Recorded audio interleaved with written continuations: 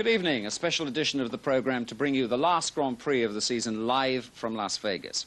Now, this is the race that will decide the 1981 World Drivers' Championship, and it's the closest title race for years. This is how it stands as we go into the race. 3 men involved, really. Remember, it's 9 points for a win, and at the moment just 1 point separates Carlos Reutemann of Argentina and the Brazilian Nelson Piquet. And still in contention is the Frenchman Jacques Lafitte. Well, here's their form to date.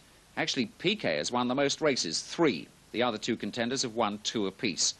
Now, Reutemann will become champion as long as he finishes ahead of his rival Piquet. Piquet must score at least 1 more point than Reutemann to take the title. As for Lafitte, well, he must finish first or second today to stand any chance at all of the championship. And then it would all become quite complicated, and those previous first and second places would come into play. We'll explain that a little later if necessary. After practice, it really looks like a 2-horse race. The championship leader, Reutemann, is in pole position in the Williams alongside last year's champion, Alan Jones. Piquet in the Brabham is on the 2nd row. He was 4th fastest. And Lafitte in the Ligier is miles back on the 6th row, only 12th fastest in practice.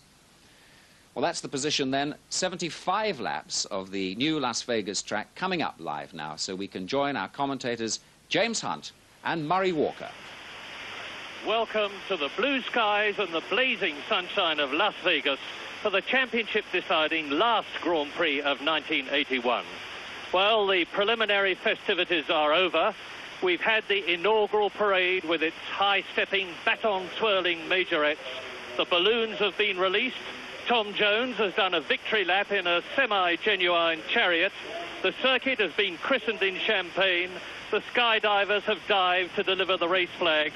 And Paul Newman, the race director, yes, the Paul Newman, a very successful racing driver himself, has addressed the 45,000-strong crowd in their $250 seats.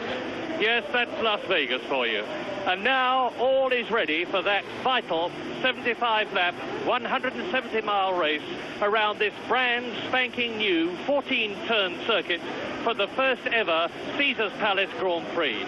And there, in pole position, the man who is leading the World Championship, and I have never seen him as relaxed and cheerful as he is, Carlos Reutemann. Alongside him, the reigning world champion, Alan Jones, driving in what is almost certain to be his last Grand Prix, and meaning, I may tell you, to win it.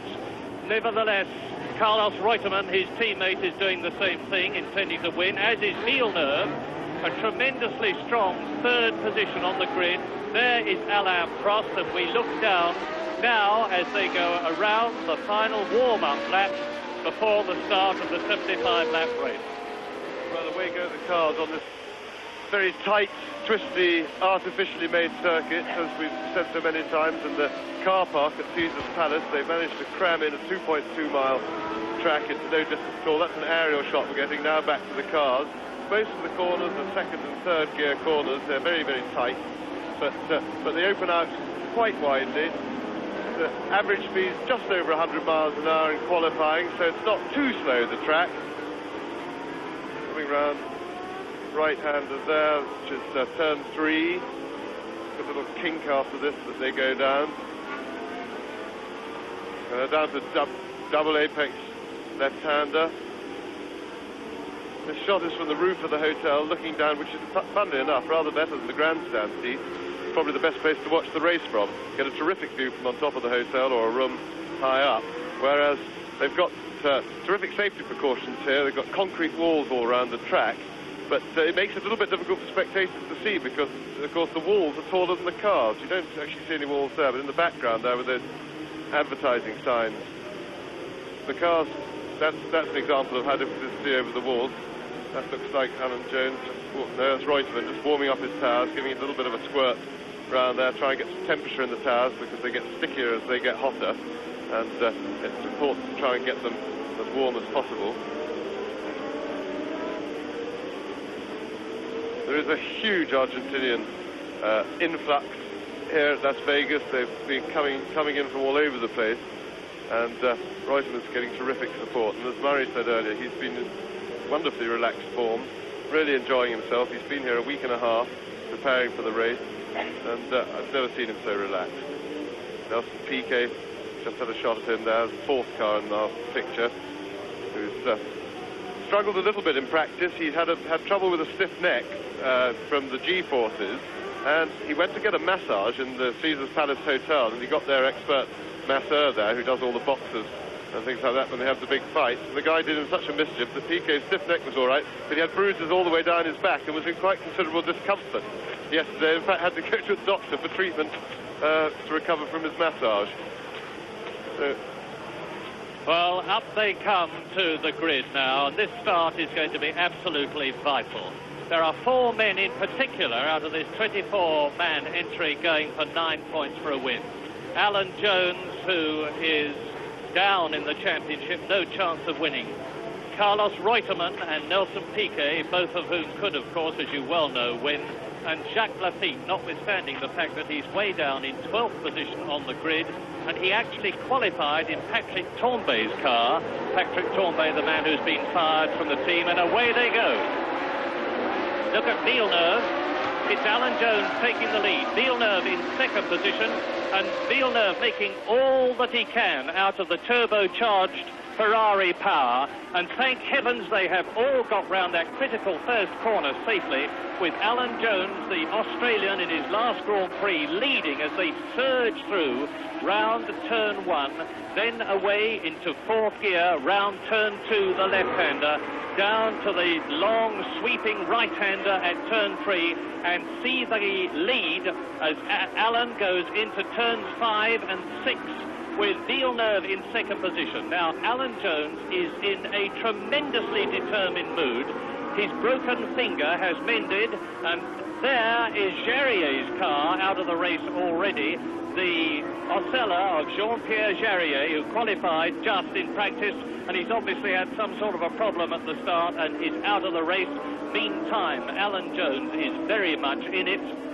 He has won 1 Grand Prix this year, and he said to me last night he dearly wanted, before he retired to his beloved farm in Australia, to win this, which could be the last Grand Prix of his career. Villeneuve 2nd, Prost is in 3rd position, Giacomelli is in 4th place, Carlos Reutemann is in 5th place. Right behind Carlos Reutemann is John Watson, who's actually got flu, and in 7th position it is Jacques Lafitte. Yes, Piquet's dropped back a bit since he was right behind Reutemann going into the first corner, so there was a little bit of a clutch of them, so he's obviously had a bit of trouble. Alan Jones drove a really wonderful first lap. He got straight into the groove, straight to the job, and once again is confirming the most magnificent form. It's a great shame that Alan's retiring. He's driven so well this year, as I've repeatedly said. To have only won 1 Grand Prix is daylight robbery, because he's been quite undoubtedly the outstanding Grand Prix driver of the season. Look at that huge lead he's built already. Of course, Villeneuve in the rather unmanageable Ferrari, probably doing his usual hold. There's Prost having a little bit of a go at Villeneuve, but it's such a big problem to pass that Ferrari, especially on a tight circuit like this. Just watch him accelerate away, and he's definitely holding Prost up. Giacomelli's watching for a gap as well. Well, the question now is, where are the World Championship contenders? Carlos Reutemann is behind this battle for 2nd place between Gilles Villeneuve in the Ferrari, Alain Prost in the turbocharged Renault, and then Bruno Giacomelli in the rejuvenated Alfa Romeo, and Carlos Reutemann is therefore in 5th position. Reutemann in 5th place is the man who has got the best point situation in the World Championship at the moment, but what a battle for 2nd place. And what a wonderful lead Alan Jones has got on lap 2 out of 75 with Alain Prost. There's Jones, the leader, the race leader, Alan Jones, and coming into the pits is Elio De Angelis in the Lotus 87. On his 2nd lap comes into the pits, whilst Alan Jones is now well away on his 3rd lap. As Prost has just made it past Villeneuve, just squeezed by on the inside. I expect Prost will now probably pull away a bit. Giacomelli may have a little bit more trouble getting round Villeneuve. He hasn't got the power that Prost has got in his turbo Renault. But I should be interested to study the form of John Watson, who was just out of shot then, following that little battle. He's coming through. He was very quick in the warm-up this morning, and his car obviously running very well on full tanks. So expect Watson to be a very strong challenger in this race. Meanwhile, Jones is disappearing in the distance. Giacomelli has now got the problem of climbing over Villeneuve. And Elio De Angelis has gone into the pits to change tyres already, as Bruno Giacomelli in 4th place, with behind him in 5th position John Watson, and then in 6th place, right up his exhaust pipe as it were, is Jacques Lafitte, and in 7th place, and out of the World Championship scoring at the moment, is Carlos Reutemann. So that is significant.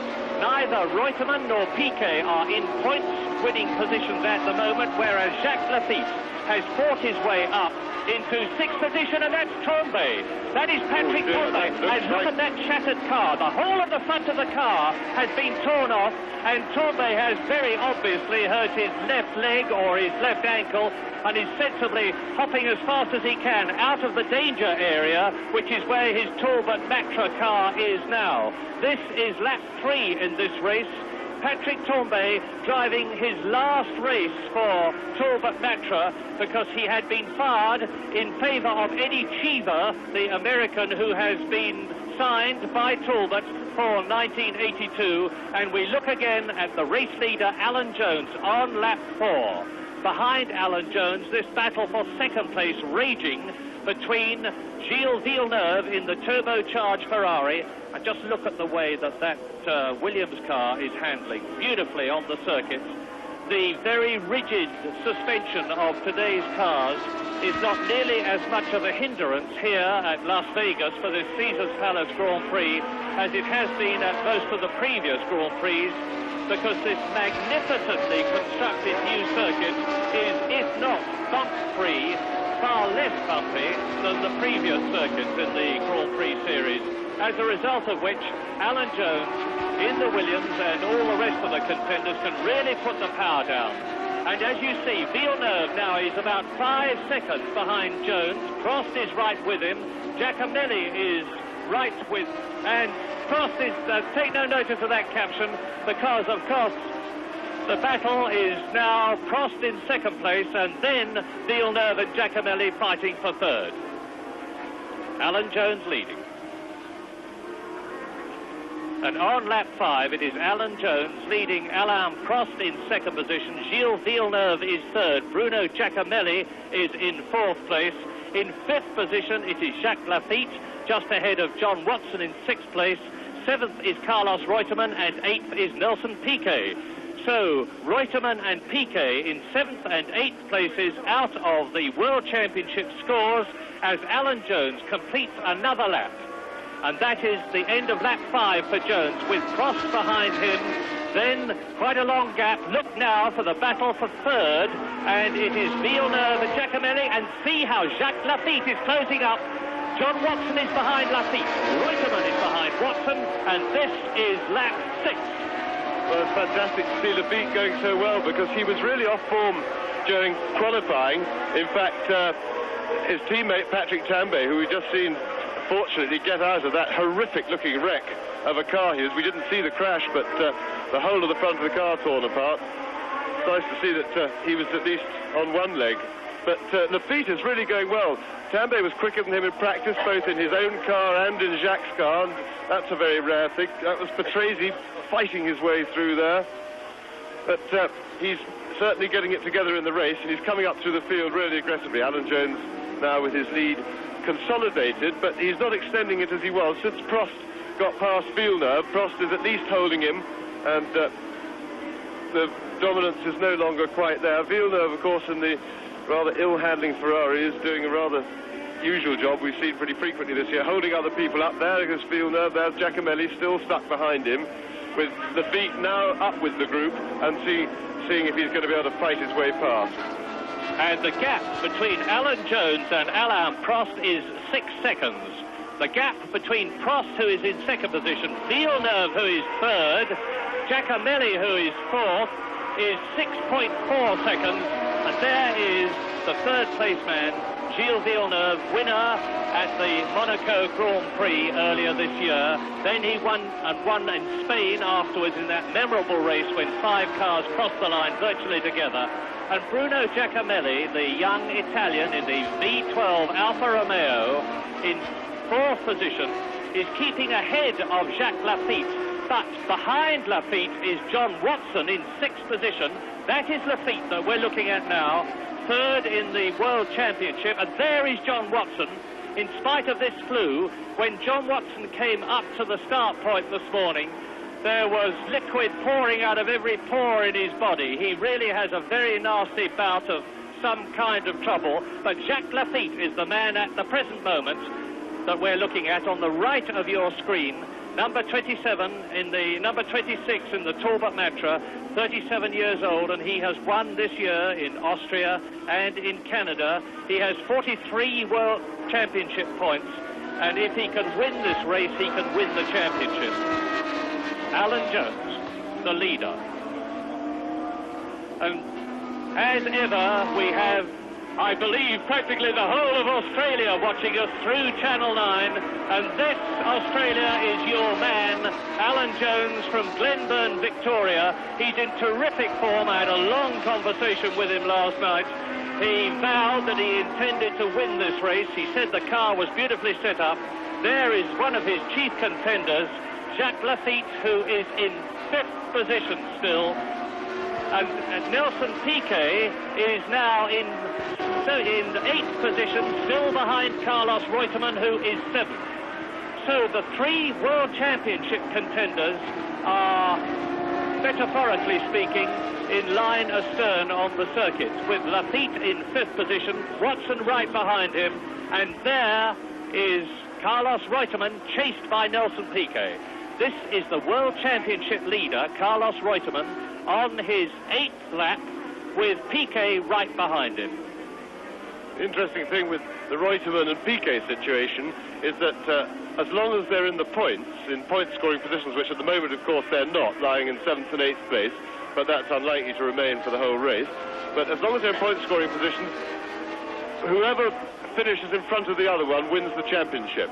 So they've both got to beat each other. And, of course, they're now perfectly poised to do battle. There they are, absolutely. So I understand as Reutemann swinging through the snow on, Piquet right behind him. Well, there is only 2.3 seconds, let me tell you, between Gilles Villeneuve, who is in third position, and John Watson, who is in sixth place. Alan Jones on his own in the lead on lap 9.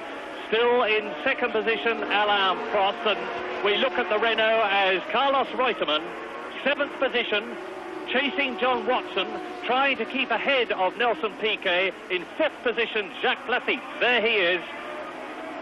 Bruno Giacomelli in the red and white Alfa Romeo, the swarthy young Italian, ex-Formula 2 champion of Europe, ex-Formula 3 champion of Britain, ex-Formula Italia, and there is John Watson in the second of those two cars. Watson in sixth place. That is Reutemann, seventh. And we are now on lap 9 in this 75-lap race. 34 gear changes to the lap. 2,550 gear changes in this race. And we are watching Alan Jones. Now Reutemann.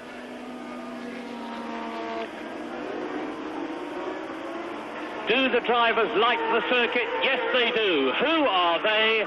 And that is Mario Andretti, who is coming up through the field then. And Mario Andretti is now in ninth position in the red and white Alfa Romeo, the man who has won one of his own World Championship races in America. He is an Italian-born American, has just had the bad news that he has lost the Indianapolis Grand Prix win of this year on a technicality. There is Peter Waugh, the man who leads the Fittipaldi team, alongside Jabby Cronbach, the famous journalist, as the battle for seventh position continues to rage between the World Championship leader and the man who is second in the championship. Number 2, Reutemann. Number 5, Piquet. Behind them in ninth position, number 22, Mario Andretti. Well, Reutemann probably won't be unhappy with the current situation in the race. I think he probably finds that Piquet is a little bit close for comfort, because he only needs to make one little slip on a corner or miss a gear, and Piquet can slip by. But Reutemann will undoubtedly, or should be, driving a pretty defensive race. because it's obviously essential that he finishes, that he doesn't hand over the championship on a plate to PK. And at the moment, he won't be worrying too much about defeat, because defeat's still got an awful lot to do to get up past the leaders. But Reutemann will just be driving to make no mistakes and keep his car in one piece, keep himself on the road, and let PK do the work. PK now is the man who's got to make the running. And PK is not, in many ways, in much of a position to make the running. I asked him this morning how that back of his was. We're looking at Alan Jones, the race leader, on lap 11. Nelson Piquet said, fine, thank you, fine, but I noticed that when somebody patted his back later on, he winced, and I believe that he's in real pain as a result of that misplaced massage that he had yesterday. But, nevertheless, lap 11, race leader Alan Jones. Look for the gap now. René Arnoux has just come into the pits. Nigel Mansell, by the way, is in 10th position now. Nigel Mansell in the Lotus 87 is in 10th position, and on lap 11, the race leader, the race order is Alan Jones in the Williams, leading Alain Prost in the Renault. In 3rd position, it is Gilles Villeneuve, just ahead of 4th place man Bruno Giacomelli. In 5th position, it is Jacques Lafitte, and now in 6th position, it is Carlos Reutemann. So Reutemann is up into the points. Villeneuve's doing a bad job, both for our entertainment point of view, for a race for the lead, and also for Jacques Lafitte, because he's managed to let Jones get now 13 seconds over him. The Ferrari proving, as usual, almost impossible to pass with all that power down the straight. And Lafitte, of course, needs to get on with the job. He wants to get by those cars and get after the leaders, Jones and Prost, because he's got to win or come second to do anything, stand any chance at all. There is Jacques Lafitte, and he's looking really for a win, but of course he must be pretty frustrated at the moment with Villeneuve in front of him.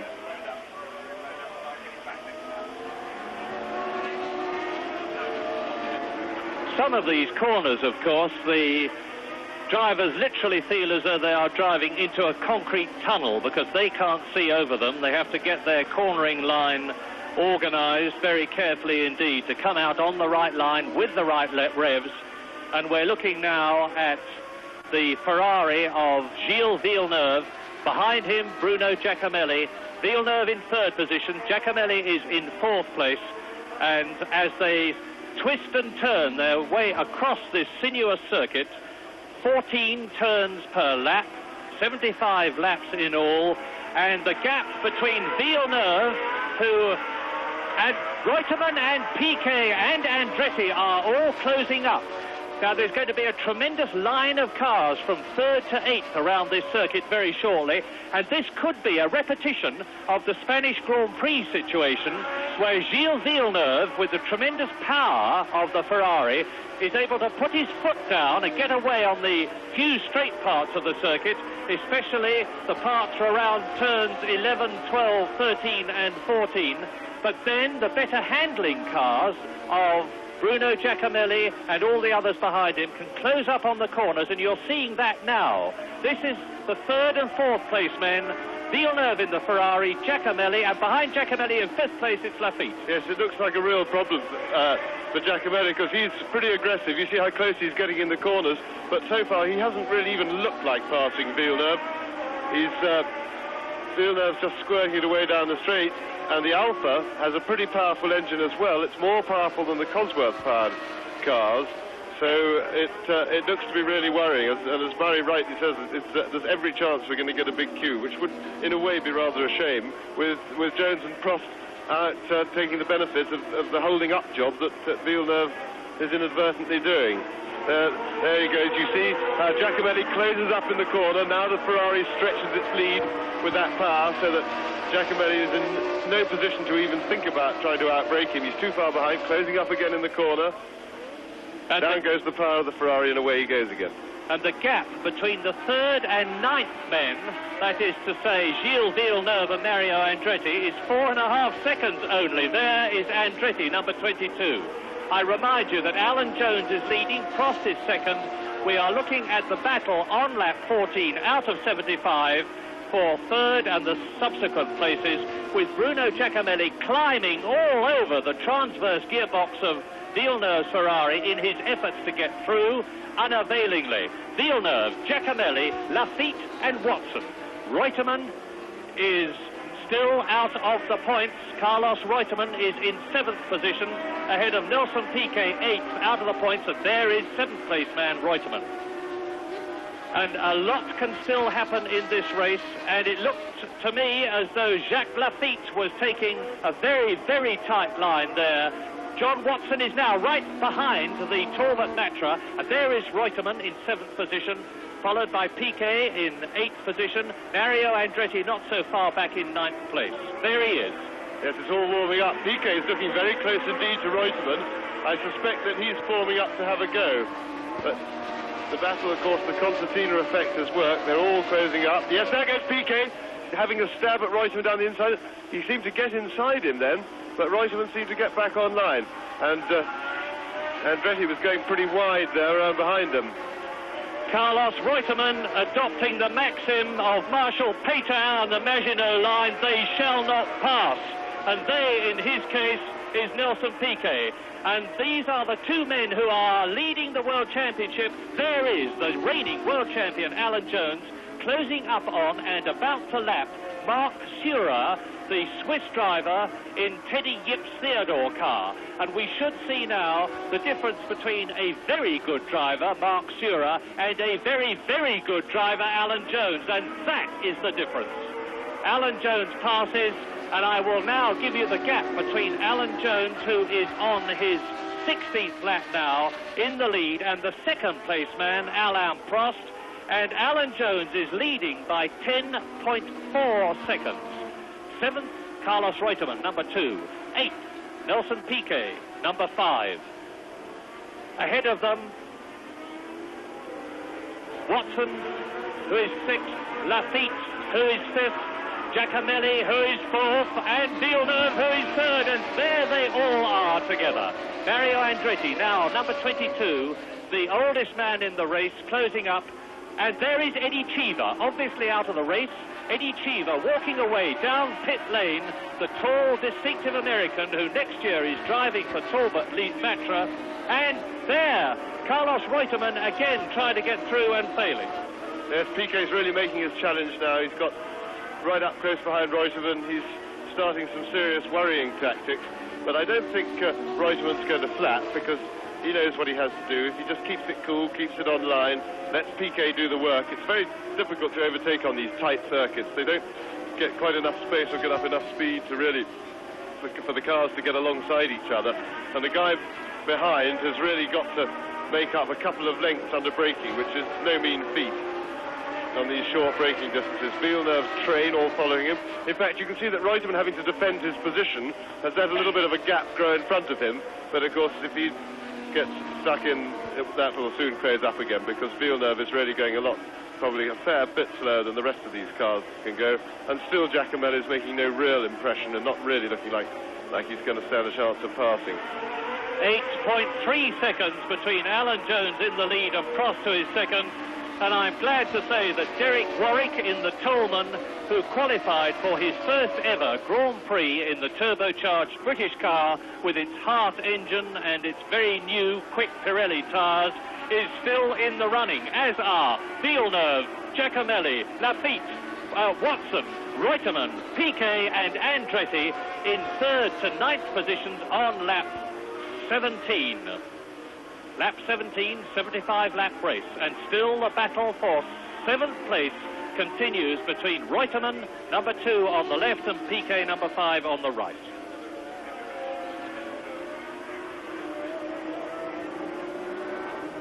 Well, although both Reutemann and Piquet are out of the points at the moment, I think it's fairly safe to assume that if they both run healthily, there's bound to be 1 or 2 dropouts in front of them.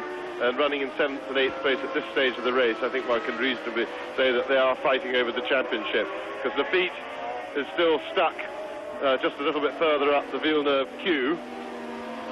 So what Piquet is doing now is really, at the moment, in present circumstances, for the World Championship, and he's trying to get past Reutemann. Of course, one thing neither of them want to do, particularly Piquet, And Piquet, I think he's done it. Piquet's got him. Piquet's made it to Reutemann. Very, very well driven indeed. He played a waiting game. He pretended that he wasn't going to make an attempt, then nipped out, caught Reutemann a little bit unawares, and that now puts Piquet in a winning position for the World Championship. Now, Andretti is having a go, and he's passed Reutemann as well. Now, is Reutemann in trouble with his car, or is he just a bit shell-shocked, having seen Piquet go past? He looks quite healthy, but certainly a rather typical bit of driving by Reutemann. Is that the Ferrari? That's Pironi. I think it's Didier Pironi from the quick look of him, and with Alan Jones still in the lead. And significantly, incidentally, Alan Jones is the only Goodyear tyre-shod runner who is in the first 6, although that will change no doubt shortly, because Piquet, having got past Reutemann, will now be tackling John Watson on his Michelin-shod Marlboro MP4, and the order now on lap 19 out of 75 as we look at the reigning world champion and race leader Alan Jones, who is about 9 seconds ahead of Alain Prost in the turbocharged Renault.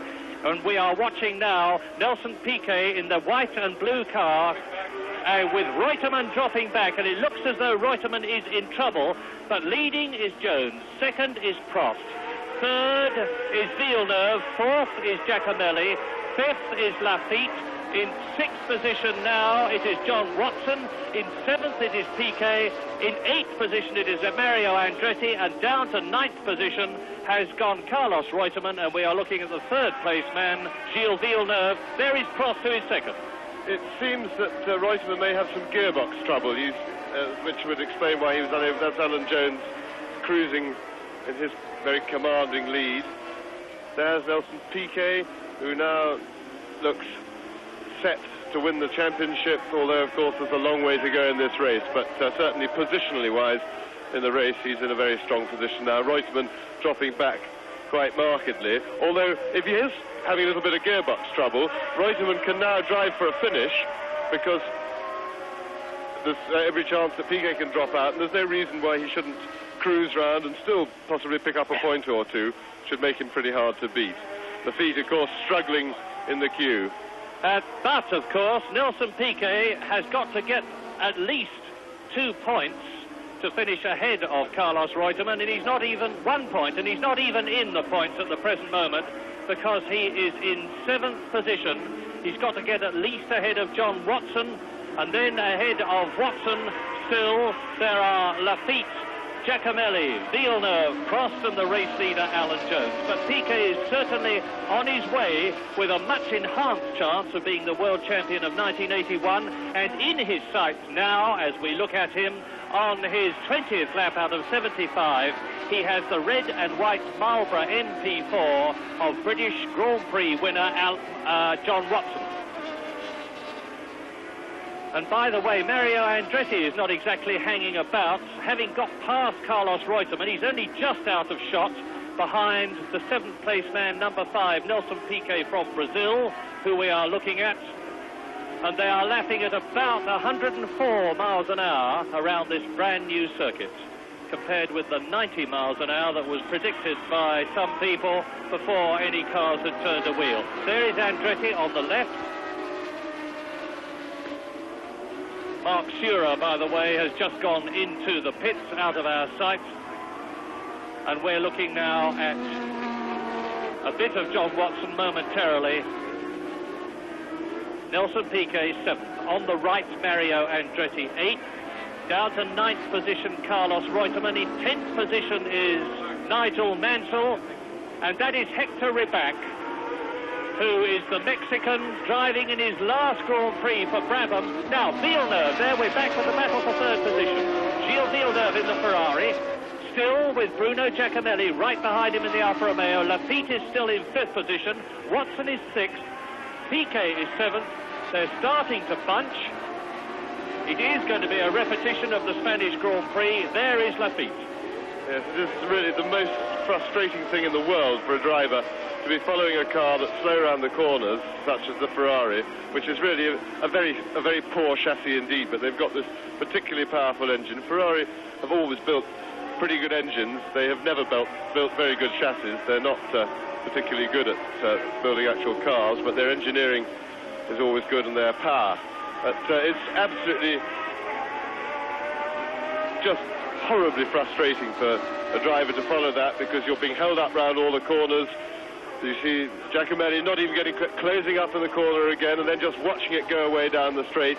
When you get to the next corner, you're too far away to do anything about it. You catch it in the middle of the corner where you can't overtake, and it really drives home out. There goes Alan Jones, still cruising very comfortably on his way. He's got an 11-second lead over Alan Prost, and I should think he's taking it reasonably steadily, just driving very smoothly, hoping that for once his luck will change this season. He's been in the winning positions like this in 3 Grand Prix at least this year. We've been within sight of the finish and his car's let him down. Alan will be hoping that in what is probably his last Grand Prix, although it is rumoured that he's reconsidering his decision to retire.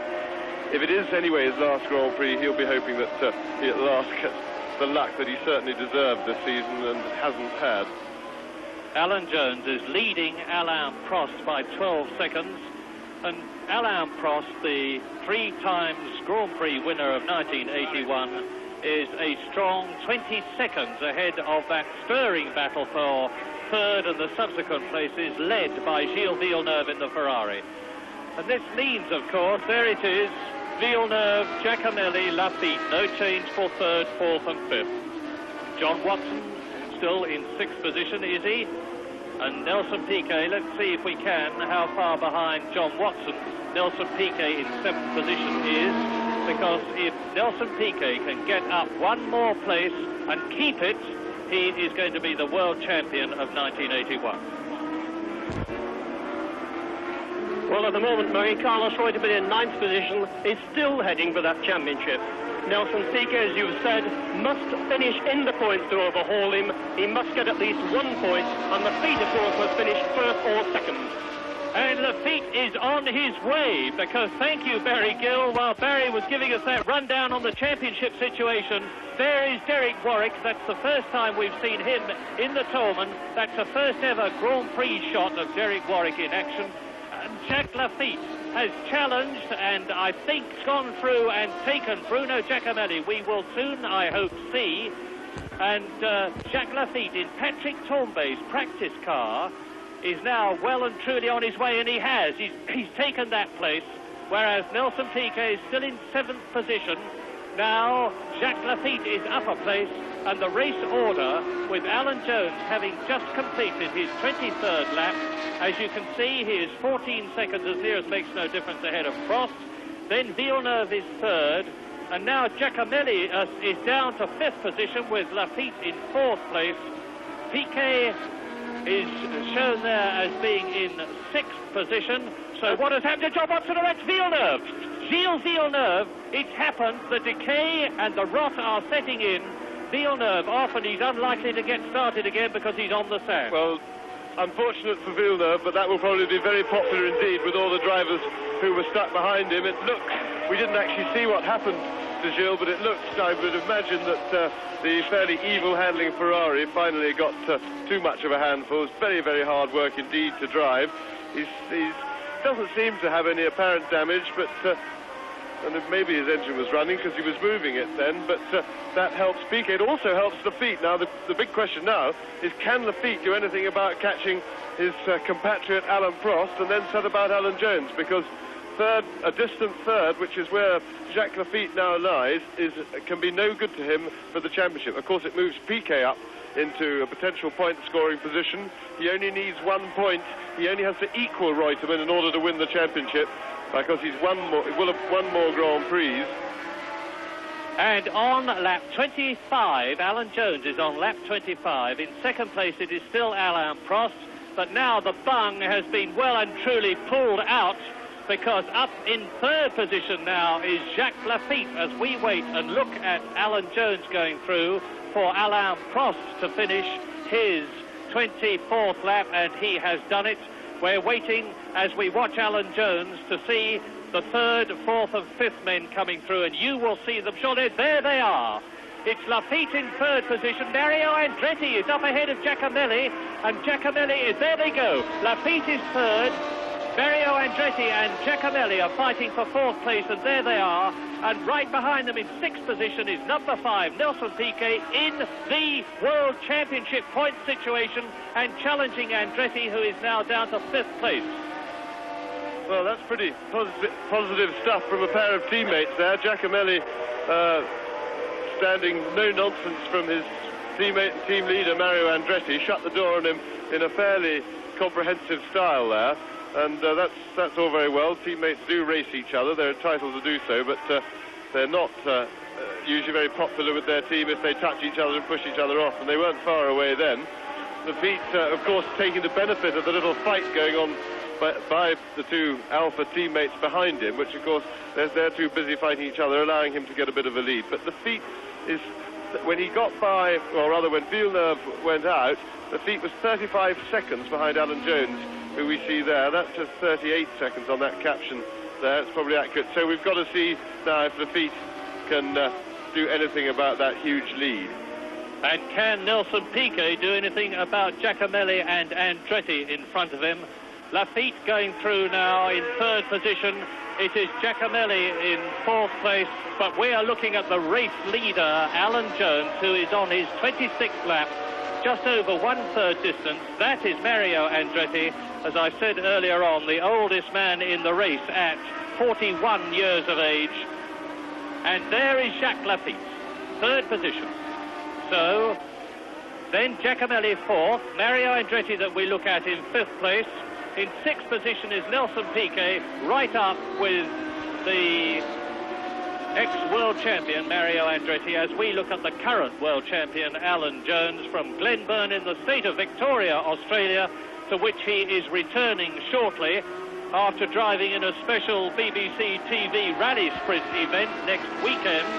He's going to change from Formula 1 cars to rally cars and even metros in a saloon car race, but Alan won't be thinking about that very much at the moment, because what he's got to do now is keep going smoothly and consistently, not get too close to the apex of the corners and risk riding up on the curves and damage his suspension, not over-rev the engine, not change at the wrong time, but just drive a smooth and consistent race. He is 12 seconds ahead of Alain Prost, and those are the Brabham mechanics standing on the tyres, I hope not significantly. That is Nelson Piquet's team who keep his car, and when it's on the track, and it's not at the moment, Hector Rybak's in race order. But now, on lap 27, Alan Jones leads Alain Prost. 3rd is Jacques Lafitte, trying to get up into a winning position in the hope of being the first ever French world champion. In 4th position, Bruno Giacomelli in the Alfa Romeo. In 5th position, Mario Andretti. In 6th position, it is Nelson Piquet. Down to 7th has gone John Watson. In 8th position, it is Carlos Reutemann. In 9th position, it is Nigel Mansell. In 10th place, it is Riccardo Patrese. Then lapped. And there's some... It's Watson or Andretti. It's difficult to tell by the helmet. They've both got similar coloured helmets. There we...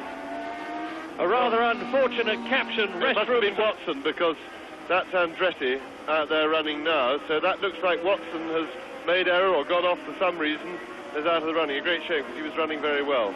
John Watson, if it was John Watson, and we think it was in 7th place out of the points order. We'll soon know, because as we look at Andretti 4th, Nelson Piquet in 5th position, it must have been Giacomelli. It's Giacomelli who's gone out, not John Watson, and John Watson is therefore back up into the points with Carlos Reutemann right behind him in 7th place. So very soon, the Argentinian Carlos Reutemann, like Nelson Piquet and Jacques Lafitte, will be in a World Championship point-scoring situation if he can get one more place. Well, a very, very dramatic, very Jacques Lafitte, the only one of the two Talbot Matras left in the race, as we look now on lap 28 at the world champion Alan Jones, with this commanding lead of his. He's now on his way up the straight into the 2nd gear, turn 1, as we wait and you look at Alan Jones for Alain Prost to come through. the Frenchman is all by himself.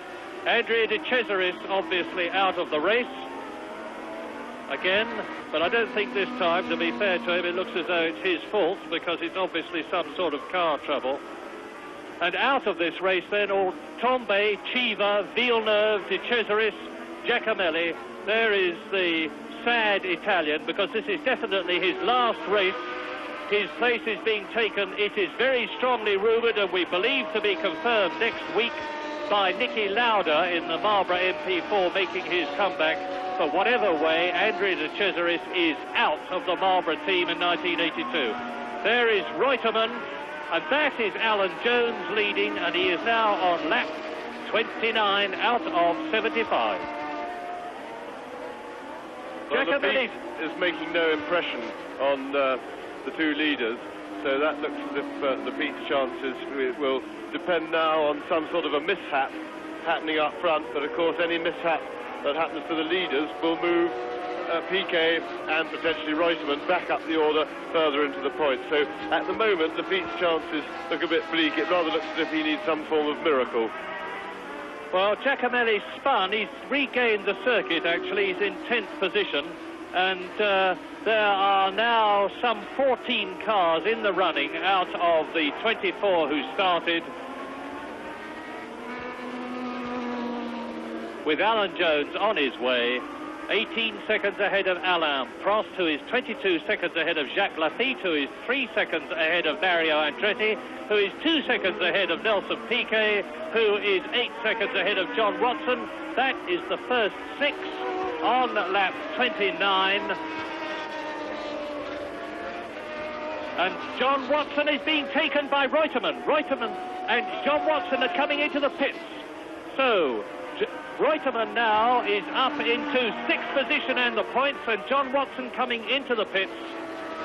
And there he is. There is the man from Ulster who won the British Grand Prix, who was 3rd in the French Grand Prix and 2nd in the French Grand Prix. John Watson into the pits. Well, John Watson's retirement, Murray, means that Piquet has 50 points at this moment, Reutemann would have 50 points, and Jacques Lafitte 47. This championship battle is really hotting up. And if Reutemann and Piquet tie, Nelson Piquet will win on a tie-break the World Championship, because he has more wins than Reutemann.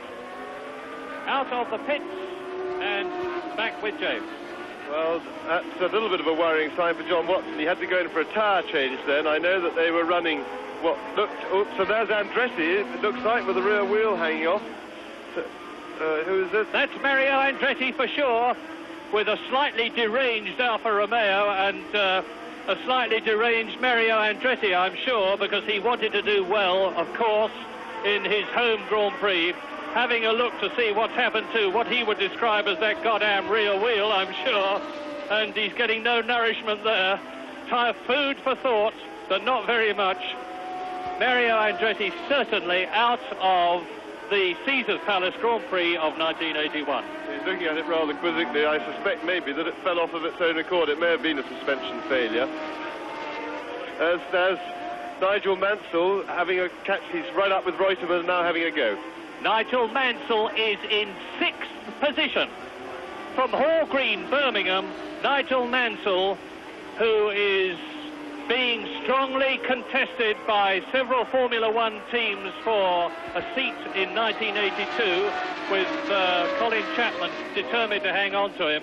We look at the race leader, Alan Jones, and there is a change in the order then, because as Jones comes up to lap Riccardo Patrese in the Arrows in his last race for that team, because next year he drives for Brabham, the race order is Alan Jones leading Alain Prost. In 3rd position, it is Jacques Lafitte. In 4th position, it is Nelson Piquet. In 5th position, and in the World Championship point scoring, Carlos Reutemann. And 6th is Nigel Mansell. Yes, as I was saying earlier, before we were interrupted by Mario Andretti's little incident, Watson was running a fairly soft tyre compound, which they thought would probably be all right, but obviously it wasn't, because it's gone off, and which the tyre gets a little bit too hot if the compound's too soft. It's very hot out there. We're right in the hottest part of the day, and that, of course, it's well possible that Lafitte is running the same tyres, so Lafitte may be headed for some tyre trouble, or the possibility certainly exists. And we look now at, on the right, Nelson Piquet, who is in 4th position. 3 points for 4th position in the World Championship. Bit of a wobbly camera in the helicopter looking down on the circuit. 2.2 miles long, 75 of these 14 turns per laps, and that is a race distance of 170 miles. And the race interest at the moment is particularly where Nigel Mansell is in relation to Carlos Reutemann, and into the pits comes Alain Prost. Alain Prost has come into the pits, and he is in 2nd position. Yes, well, he's liable. This could well be a tyre change, because he is, in fact, running same Michelin tyres that Watson has been running. We haven't got a shot of him at the moment to see what he's doing, and from our commentary position, we can't actually see what they're doing to his car. But that certainly makes a different situation, because that moves the feet up into 2nd place. And, of course, it's still no good with Piquet running in 3rd or 4th place. And Nigel Mansell has moved ahead of Carlos Reutemann as out of the pits goes Alain Prost, and he's going to be in about 8th position when he exits the pits, I think, maybe even behind Carlos Reutemann. And the race order on lap 33 out of 75 then is in the lead Alan Jones, in 2nd position is Jacques Lafitte, in 3rd position is Piquet, and 4th is Nigel Mansell ahead of 5th place man Carlos Reutemann, and then Giacomelli. Well, it was indeed tyres that Alain Prost changed out there, and no, there's not necessarily any worries for Jones and Piquet. They're both running Goodyear tyres, but that is definitely a worry for Lafitte. If Prost and Watson have both had to come in and change tyres, it's a pretty strong chance that Lafitte is struggling. So we'll have a look at the clock to see how he's getting on. But very worrying indeed. Although he's got 2nd at the moment, he must be a little concerned. 14 cars still in the running, led by Alan Jones, who is on his 34th lap. Jacques Lafitte sounding strong and looking good as the circuit is clear at this point. And the gap between Jacques Lafitte, who is in 2nd position, and Nelson Piquet, who is in 3rd place with 4 points in the bag if he keeps going, is 9 seconds.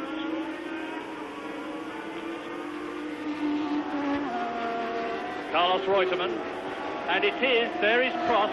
Prost, who has changed tyres, is therefore on fresh rubber, and as soon as he has got them warmed up, which won't take very long, because it is hot here at Las Vegas as I talk to you, and the race circuit surface will be very warm indeed now. There's plenty of rubber laid on it. The racing line is getting faster and faster. Alan Jones is holding his lead.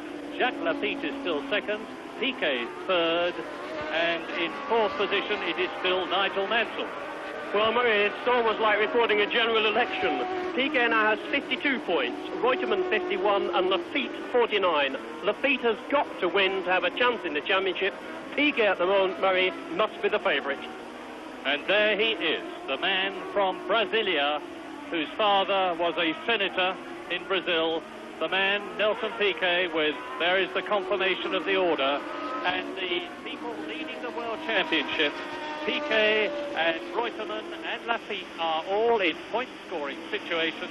And Alain Prost is starting to climb up through the field again on those fresh new tyres of his, with Alan Jones now nearly 40 seconds as we look at the world champion, seemingly on his way, and I must not tempt fate, but nevertheless, from Glenburn, Victoria, Australian Alan Jones, in allegedly his last Grand Prix, is on his way to achieving his ambition of winning it, as we look at the 3rd position man, Nelson Piquet, in this race of ever-changing fortunes, the Caesars Palace Grand Prix from Las Vegas. Piquet, first in the Argentine Grand Prix. That's Reutemann, and he's got Prost right behind him. Carlos Reutemann is in 4th position, 5th position, behind Nigel Mansell. So that means to say in 6th position will be Alain Prost, who's coming very, very close to Reutemann. And there's no question of that Renault not handling. Look at the way it goes, and look at the way he just surges past Carlos Reutemann. Race order now then, on lap 36, Jones leads Lafitte second. Lafitte with 6 World Championship points, and the only way that Lafitte is going to win this championship is for him to win the race. Well, I don't know if Reutemann's in a bit of trouble with his car. He seems to be running quite well, or whether he's just having one of his sulks again, because he let Andretti through right after he let Piquet through, and Reutemann is certainly no fighter, which is a pretty extraordinary position for somebody who's leading the World Championship. But Reutemann has this tendency, when things aren't absolutely right for him, to go into a decline and give up. And I have to say that the way Prost went past him in the Renault just now really didn't look like a man who was fighting for the World Championship, because he was still in the points, and there's no reason to let him by like that. With Derek Warwick just disappearing out of the picture, there is John Watson, number 7, as we look down now at the Lotus 87 of Nigel Mansell, who is about to be taken and passed by Prost. And the way that Renault goes is absolutely incredible. Tremendous power, and it handles beautifully. Yes, and bear in mind, of course, that Alain Prost has the advantage of having fresh tyres on his car. The racing tyres tend to work better when they're new, and he will have had a nice, cool, new set of tyres on, which will give him quite a lot more grip than the others, so it's not surprising to see him dashing through, but he's really having a bit of a charge, Alain Prost.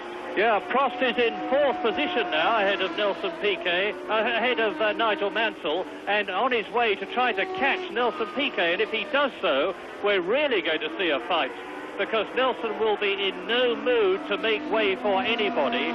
He desperately needs every World Championship point he can get, although he's in a commanding position at the moment, being in 3rd position ahead of 6th place man Carlos Reutemann, who is, or was at the beginning of this race, leading the World Championship. And we look at the Ferrari there with Prost behind, and you can compare now the performance of Didier Pironi's Ferrari, number 28, the man who won the Belgian Grand Prix last year, and so very nearly won at Monaco and the British Grand Prix. Now let's see how the turbocharged Ferrari of Didier Pironi on the left, who is well out of contention actually, compares with Alain Prost. And the Renault handles much better on the corners, obviously. There is Reutemann down in that 6th position, with Nigel Mansell in 5th place, with Prost in 4th position, making his way up towards 3rd place man Nelson Piquet, who is a long way behind 2nd place man Jacques Lafitte, who is out of the running as far as the 1st place is concerned, because Alan Jones has got it by a very considerable margin at the moment. This is lap 38.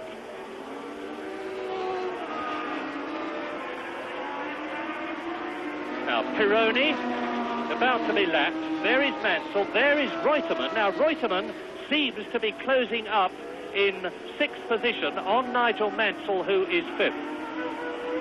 Alan Jones starting now his 39th lap as Prost goes through and takes Pironi, and Pironi is in 11th position. In 10th place is Keke Rosberg. It's his first Grand Prix for some time. New tyres and new skirts have worked wonders for the Fittipaldi. In 9th position it is Michele Alboreto in the Tyrrell, and in 8th place it's John Watson. But the big charge at the moment is the one that we're looking at, with Alain Prost back in the running on fresh tyres, fresh new Michelin tyres, having had to come into the pits to change them. And we search across the circuits, looking first of all at Riccardo Patrese, now across the twists and turns, and we find Nelson Piquet in 3rd place. Now I wonder, as Alan Jones goes round, I should think it is turn 4. Yes, it looks to me as though he's up to turns 5 and 6. And that is about half a lap ahead of Nelson Piquet, with Alain Prost between them in the Renault. And Well, Nelson Piquet will now be the man, of course, driving for a finish. He's got about 16 seconds lead on Reutemann, which is a very comfortable situation to be in. And if he can just run the race now without any sort of a drama, no mechanical problems or anything, then Piquet will win the championship and very comfortably. So he is now the man driving defensively, and Reutemann is the one with it all to do. And at the moment, he doesn't look as if he's giving it everything, although we do have a suspicion he may be in a bit of trouble with his car. So any remarks that I make about his driving should be borne in mind that he could be struggling with some sort of a gearbox problem, we think, possibly.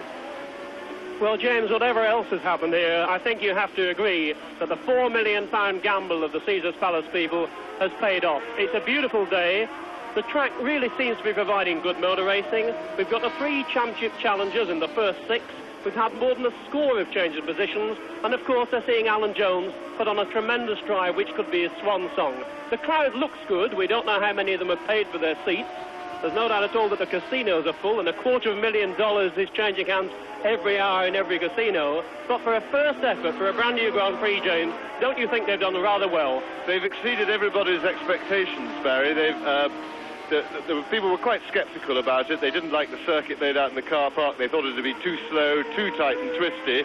And in fact, it's been a great success. The organisation has run extremely smoothly. There were worries that they wouldn't get a big crowd, but the grandstands appear, to my eye, to be pretty well full, which is 45,000. There is only seating here. There's no standing room here. You can't watch the race unless you've got a grandstand seat.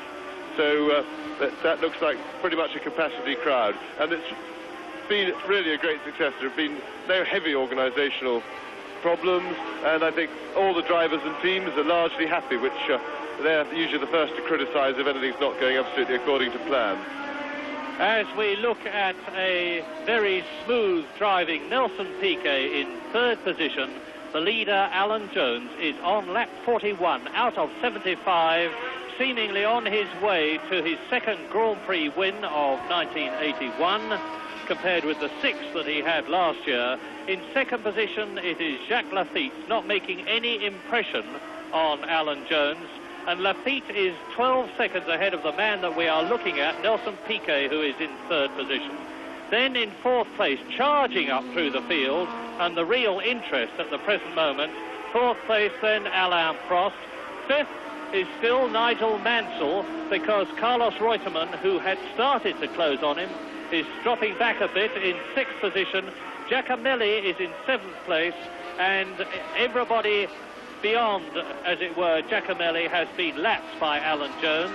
In 8th position, it is John Watson. In 9th place, it is Michele Alboreto. In 10th position, it is Didier Pironi. In 11th place is Keke Rosberg. And then a further lap back is Riccardo Patrese. Then another lap back, but still in the running, is Derek Warwick, who has completed in the Tolman 37 laps, is the last man running at the present moment. He is 13th out of the original 24-strong start. Alan Jones leading. And just a reminder of the championship positions, Murray. Piquet has now got 52 points, Reutemann 50, and Lafitte 49. And still this man, Piquet, looks like being world champion in only his 3rd full season of Grand Prix racing. Alan Jones on lap 42, and the gap between Alan Jones and Nelson Piquet is 11.24 seconds between Alan Jones and Jacques Lafitte. But now Alain Prost is really closing up on Piquet. Alain Prost in 4th position in the Renault, and hopefully we will soon get a look at the Brabham and the yellow and black Renault of Alain Prost, this very gritty young Frenchman, with the hotels of Las Vegas in the background, sands, dunes, the MGM Grand, the Barbary Coast, all these other famous names. There is the Barbary Coast at the top of the picture as race leader and world champion Alan Jones takes turn 1 on his way, surprise, surprise, to turn 2. And now he takes the right-hander, which is turn 3, the 2nd gear bend, accelerates up through 3rd and 4th gears to the right-hander at turn 4, now to the left-hander, the little short straight, and then another left-hander, and that's turns 5 and 6. And there is Nelson Piquet. Now look at Piquet and Prost. Piquet, who is in third position, and number 15, Alain Prost, who is in fourth place in the Renault and Gate. Piquet, of course, won't mind at all whether Prost passes him or not, because he's not racing Prost. He's interested only in his gap to Carlos Reutemann. As long as Piquet's in the points, so he'll probably just let Prost go and continue to drive his race purely in a head-to-head situation against Carlos Reutemann. And there is the answer. Piquet gives way and lets Alain Prost through up into third position as Alan Jones completes his 43rd lap ahead of them. And the race order then with Alain Prost having moved up a place. And what a gritty young charger this Frenchman is, the man from Saint-Chaumont, who at one time wanted to be a professional footballer. In only his 25th Grand Prix, a junior kart champion of 1975, and there is Piquet, who himself started in karts in Brazil. And there is Prost, ex-Formula Renault champion of France and Europe, the Formula 3 champion of Europe of 1979. Then last year he drove for McLaren and got 5 World Championship points. And after a bit of acrimony, transferred to Renault with brilliant success. Prost pulling away. He won in France, he won in Holland, he won in Italy. And it's not inconceivable, the way he's going, that he could catch his fellow countryman, Jacques Lafitte, who is in second position. And I know Barry Gill is working away hard on this World Championship situation, because it's not inconceivable that if Jacques Lafitte finishes ahead of and in second position, Piquet and Reutemann, he could still be the first ever world champion from France. Well, Lafitte has got 49 points now, Piquet only 51 and Reutemann 50. Lafitte would have to win with something happen to Piquet and Reutemann. They couldn't be in the first 3, Murray, but that sudden move by Prost, I know James said that perhaps Nelson Piquet didn't mind him moving by, but it's really closed Reutemann up. And of course, if something happens to Mansell, we now have a situation where that battle is really on again. But Lafitte has somehow got to get past that man Jones, and I don't think he's going to do it, Murray. No, in fact, he's not catching Jones at all. Jones is totally in command of the race. Poor Alan Jones, we've rather sort of forgotten him, because he's out there doing a superb professional job, but he's all on his own. And meanwhile, Prost is very much on schedule to catch Lafitte. He's less than 10 seconds behind. Let's have a look at that gap. He's 10 seconds behind Jacques Lafitte. So with the way he's going, with new tyres on his car, or rather much fresher tyres than Lafitte's on, it's not going to be too long before he catches him. And of course, that will really hurt Lafitte's chances. Well, I think our viewers in Australia can put another measure in the glass and put another steak on the barbecue and now start to pray, because there's your man, Alan Jones. He is on lap 45, coming up to 2/3 distance. That's 50 laps in this 75-lap race, totally in command. Nelson Piquet in fourth position. Jacques Lafitte, who we have not seen very much of lately, is still in second place in the Talbot Matra, and still in third position, having passed Nelson Piquet that we're looking at, is Alain Prost. Behind Piquet in fifth position, and on his way to get World Championship points again, is Nigel Mansell, who finished third in Belgium, who finished sixth in Spain, and has 5 World Championship points. But Piquet, with 48 points, now in fourth position, is running at a 51 points level at the present moment if he finishes where he is now, and 51 points would almost certainly give him the World Championship. Yes, it would give him the World Championship, because Carlos Reutemann is currently running at the 50 points level. But this course, which is very demanding physically for the drivers, is also demanding from a transmission point of view for the cars. 34 gear changes per lap, 2,550 gear changes in all. It's tough on the gearbox, it's tough on the half shafts, and of course it's tough on the drivers. And let us not forget, as we look at Nelson Piquet, that he is undoubtedly, despite his brave words this morning, in pain as a result of that zealously massaged back problem that he has.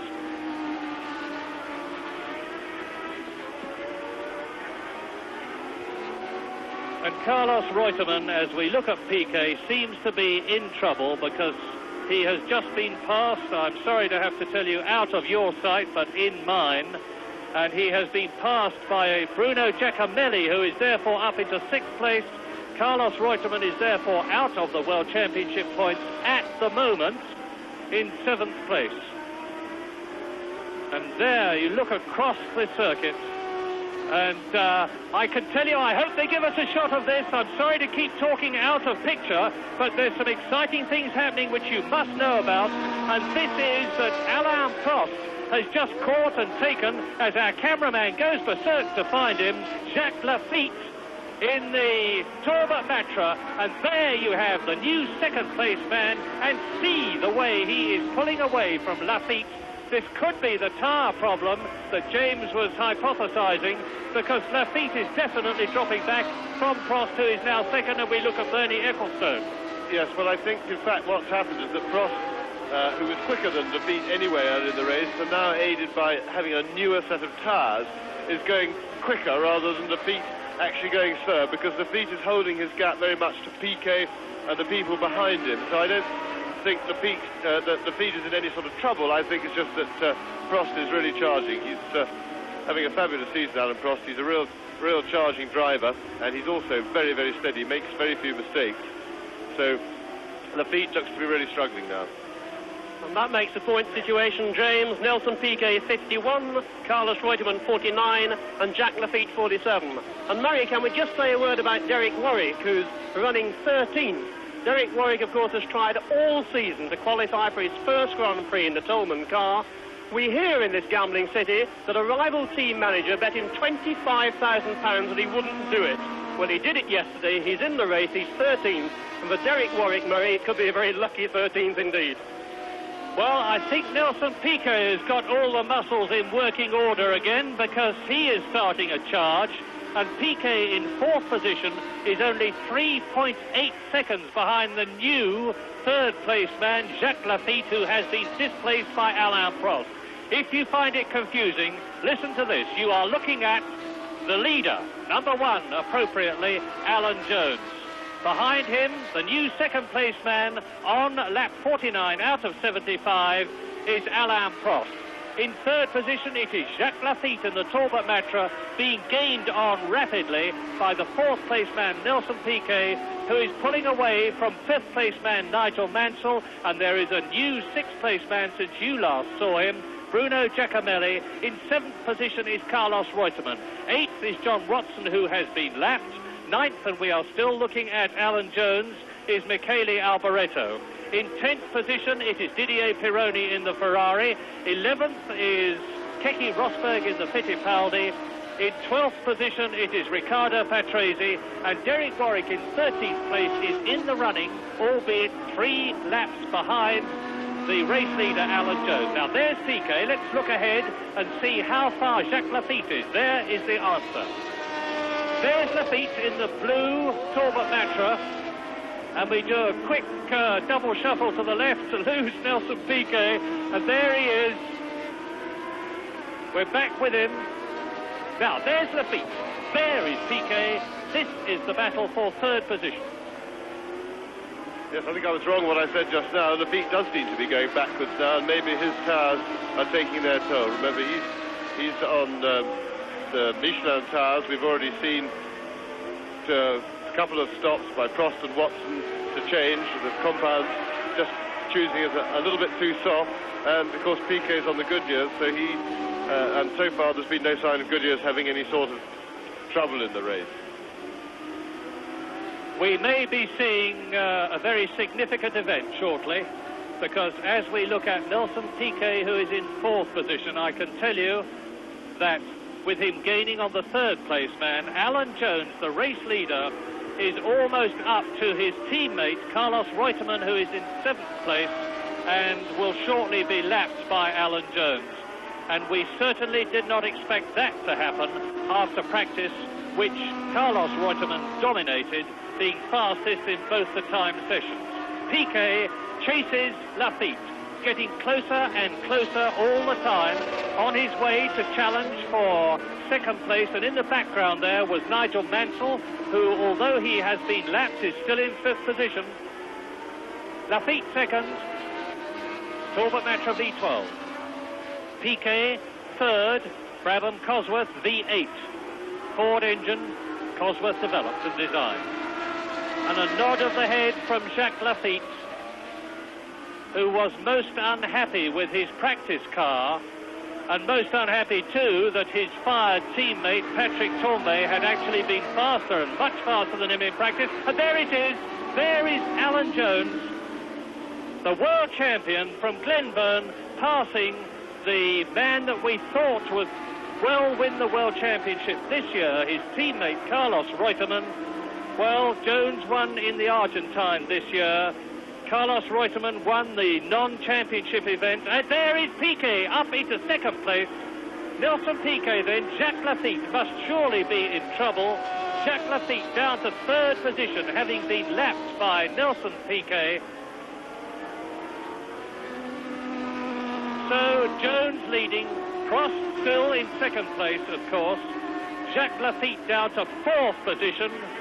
My apologies, because Nelson Piquet is now up into third, and there is the confirmation. Piquet in third position, not second. And Alan Jones is now some 50 seconds ahead of Alain Prost, and Jones is on his 52nd lap. Well, Lafitte seems to be holding on all right.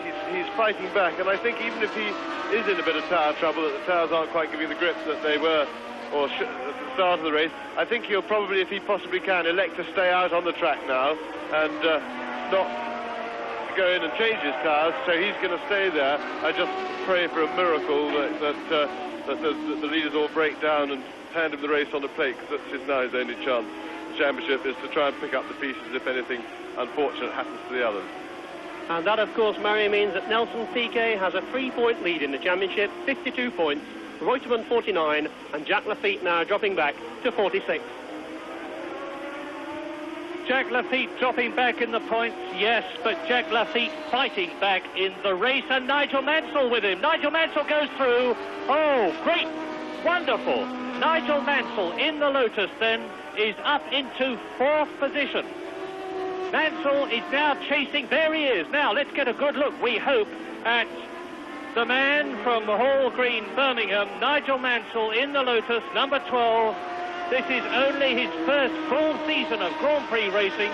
He has fought his way past Jacques Lafitte, and he's now on his way after Nelson Piquet, both on the same lap, incidentally, because although everybody up to Giacomelli has been lapped now, including Carlos Reutemann by Alan Jones, the first 6 are still on the same lap, and that same lap is the 53rd lap at the present. No, the 52nd. Alan Jones is actually on his 53rd lap, and the interest is very much the fight of Nigel Mansell for third position. Can he get up to? Can he catch? Can he pass? As we watch the race leader again, a constant reference point, as it has been ever since, ever since he took the lead on the very first corner. Alan Jones has commanded all the time, and he's now ahead of Alain Prost, then Nelson Piquet in third position, Nigel Mansell in fourth place, down to fifth goes Jacques Lafitte, ahead of the sixth and last man not to be lapped, Bruno Giacomelli in the Alfa Romeo. Alan Jones.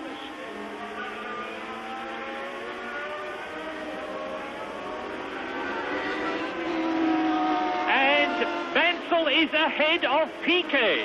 And Lafitte is coming into the pits.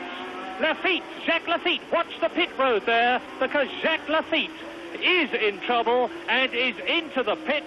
And now Nigel Mansell is up into third position ahead of Nelson Piquet as we look at Carlos Reutemann passing Didier Pironi passing Reutemann, and there is the previous second place man, Jacques Lafitte, who at the beginning of this race was very much in contention for the World Championship, and it looks as though it's the tyre problem, the bogey. Yes, and unfortunately Jacques must have tried to hold on. He must have realised for a while that his tyres weren't going to make the distance, and unfortunately he's timed that stop as just about as badly as he could, because if you're going to stop, put fresh tyres on, you want them on for as long as possible, therefore you've got to make an early decision. But there was, of course, Piquet and Jones are on a different type of tyre, so they shouldn't suffer any tyre problems. There's been no hint of it for the Goodyear runners this time, but as I say, Lafitte's got... I suppose he was staying out there to do just to hope that he could hold on and finish the race, but of course he's now lost too much ground and is right out of contention.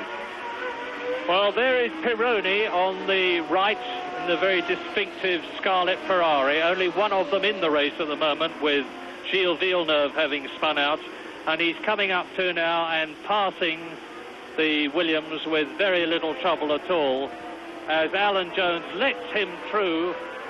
And now, where is Nigel Mansell in relation to Alain Prost and in relation, for that matter, to Nelson Piquet? And how was it that Nigel Mansell managed to get through so convincingly up into third position when Piquet was very definitely pressing on? So on lap 54, Alan Jones is leading Alain Prost, and in third position it is Nigel Mansell with Nelson Piquet fourth, and Giacomelli is in fifth position. Still some way to go, though. Yes, some way to go indeed. Absolutely fascinating race, I'm sure you'll agree. And Alan Jones ha condotto la corsa fin dall'inizio, è sempre al comando con 45 secondi di vantaggio su Prost, ma sembra in quest'ultima fase della gara avere qualche difficoltà di macchina. Mansell è terzo a 1.02, è indicato da Piquet quarto a 1.04, mentre Giacomelli quinto a 1.07 si sta a sua volta avvicinando, eccolo nelle immagini, decisamente al brasiliano. Mario. Basta anche un punto storico,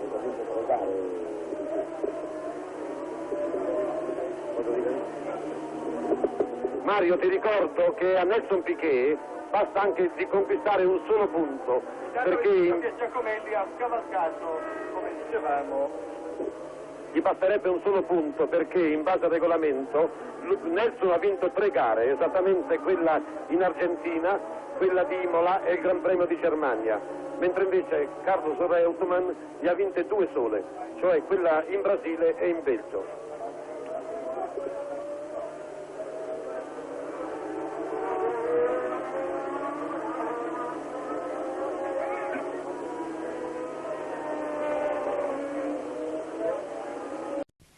thank you. When we left the race on lap 54 of 75, Alan Jones was out front.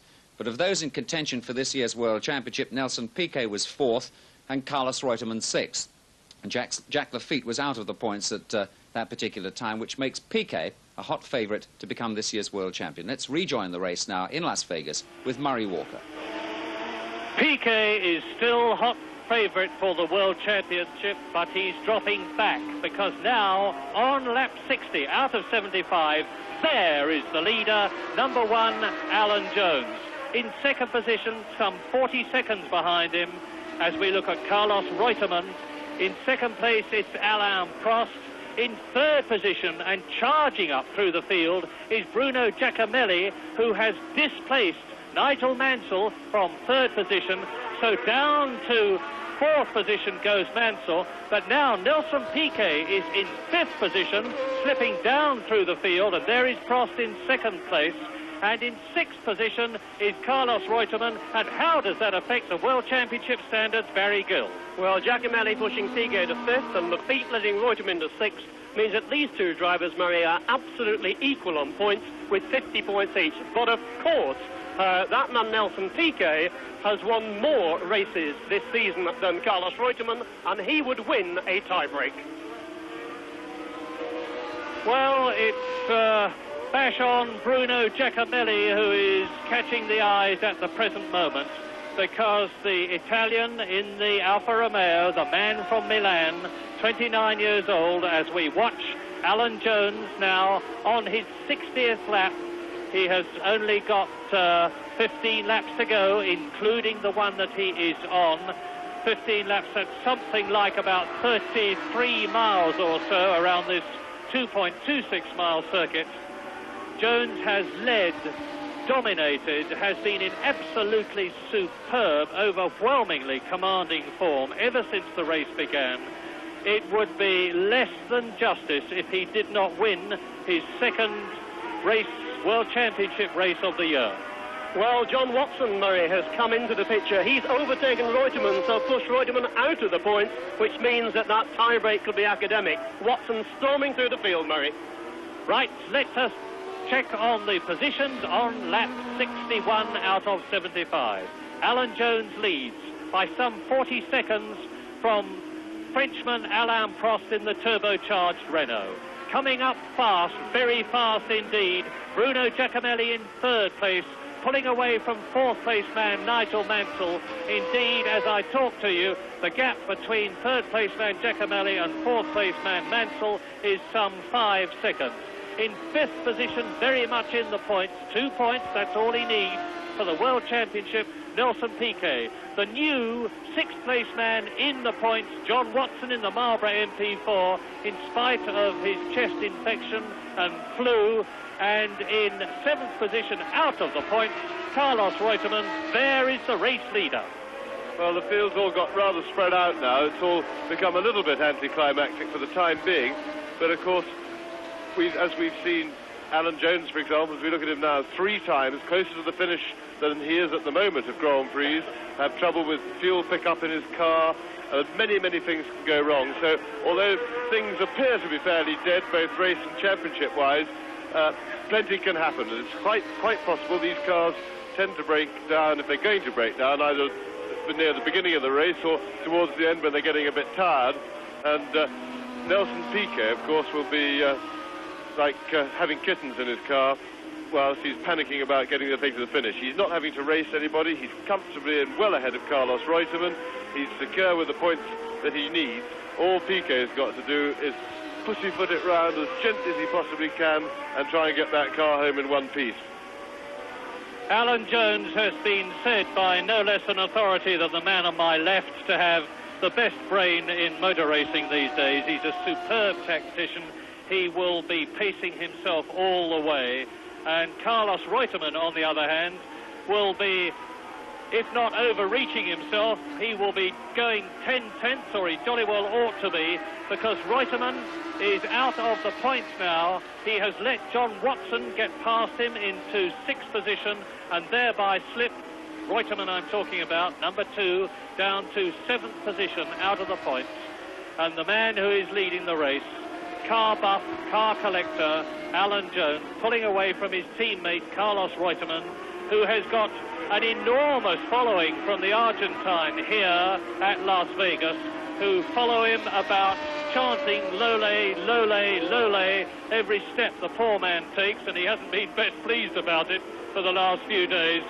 But Reutemann needs a real charge now, because Alan Jones is on his 63rd lap out of 75. Giacomelli may be gaining, but there's no question of Giacomelli doing anything other than second place, and he would be very, very lucky to do that, because the man who is in second place at the moment, Alain Prost, is some 16 seconds ahead. There is Piquet, who at the present moment is in 5th position, looks down towards his gear lever, across the driving mirror, which is on his right and on his left.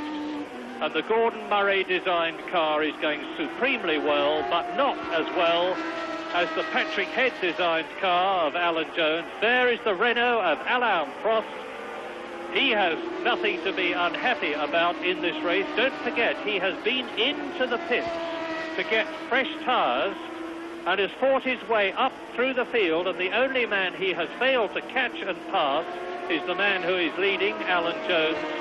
so there is Prost, winner in France, second in Germany, first in both Holland and Italy. He led in Britain and Germany and Austria. He's had 9 failures to finish, in spite of which Alain Prost is 4th equal in the World Championship with Alan Jones. There is Jones, who will, if he finishes ahead of Prost, which he shows every sign of doing at the present moment, therefore be 4th in the championship, displacing Prost to 5th position. Lap 64, Jones leads, Prost 2nd, Giacomelli 3rd, Mansell is 4th, Piquet is in 5th position. In 6th position, as you see, John Watson, 1 lap adrift, and it's all getting pretty spread out at the moment. Now, the last thing I would wish to do is to create any false drama. Alan Jones, however, on his own admission, has suffered from brain fade at 2 Grand Prix this year, one debatably in Belgium and the other later on in the year when Alan Jones had real trouble in Holland.